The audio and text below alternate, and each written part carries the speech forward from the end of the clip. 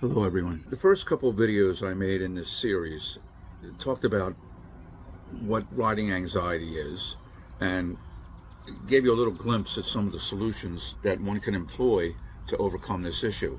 I want to get into that a little bit deeper. And so what's helpful for a lot of people is to just understand what's going on inside of their mind. And sometimes when they understand it, just that revelation on its own can cause a shift in the way they're thinking about things.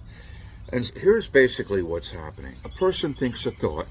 It's usually a what if thought. What if I fall off my horse? What if my horse rears up and wants to run back to the barn and I look like an idiot because I'm flailing around trying to control them and they're not listening to my cues? And with a horse that's not that well broke, that can happen. A horse that's barn sour, that can happen. And it lends itself to not making us look good as a rider. And so a lot of people, just that in itself, just the fear of embarrassment or being made to look foolish is enough for them to step back and not want to ride their horse, especially in front of other people.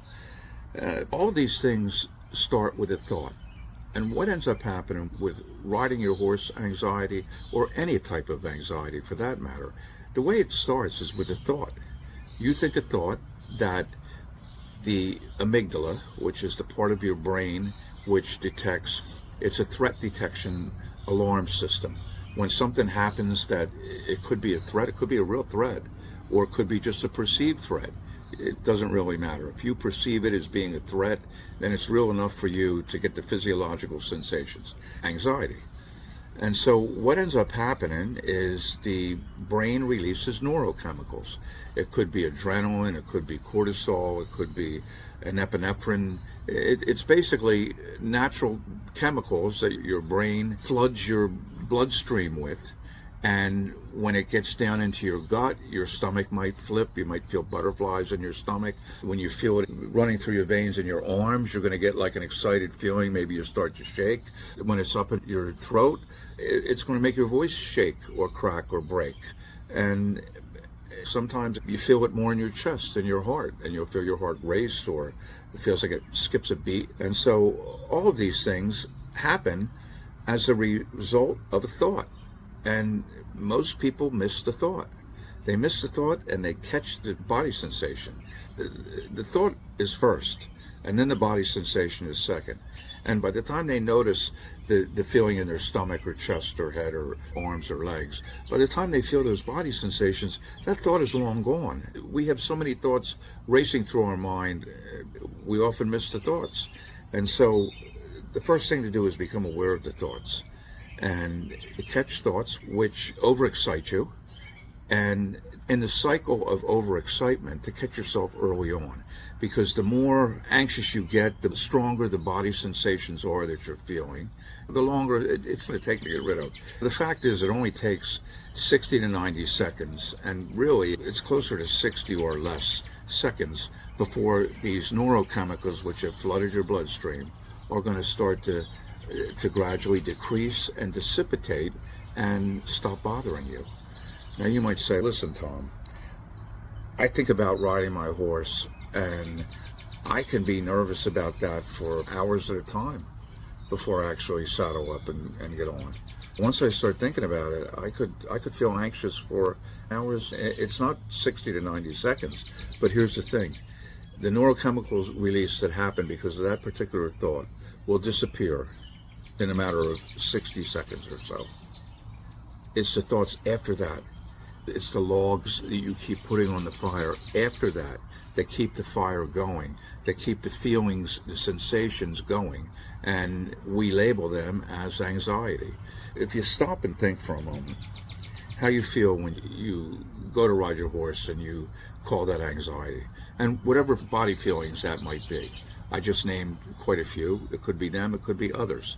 Whatever it is that for you lets you know, hey, I'm feeling anxious, I'm feeling nervous, I'm not feeling good about this. These aren't good feelings. These aren't comfortable feelings. Whatever's happening to you, think about that and just list them. I feel a rush going through my arms. I feel my heart start to race. I feel my voice start to shake. I feel my hands start to quiver a little bit. Okay, now put that aside and think for a moment about something that you really enjoy, that you really get excited about. Maybe take a roller coaster, and you picture yourself on this roller coaster, and you're going up, and you get all the way to the peak, and you're just about to go over the crest and go straight down and have the big drop, which often is in the beginning of a good roller coaster ride. And you feel that drop and that excitement. What are the body sensations that you're feeling at that moment in time? Just stop and consider that.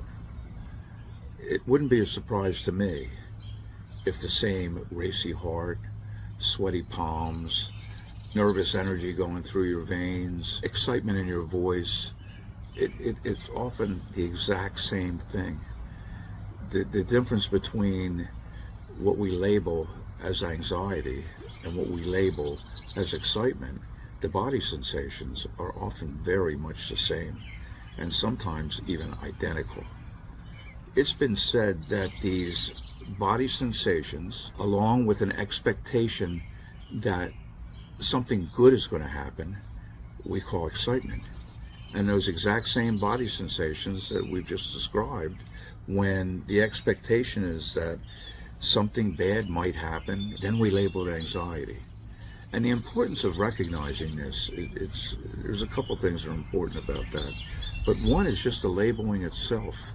Just the word anxiety evokes anxiety. It evokes the body symptoms, sensations of anxiety. And the word excitement evokes a completely different effect. And it's just a word itself, that they're loaded words. They carry with them almost an energy on their own, which will perpetuate or exacerbate the body sensations themselves. Again, a lot of times it's the meaning we're making of these feelings that we're having, that we're experiencing throughout our body. I'm going to hit pause for now, and I'm going to talk to you again tomorrow with another video in this series. Look for more. Check me out on EquestrianHypnoCoach.com.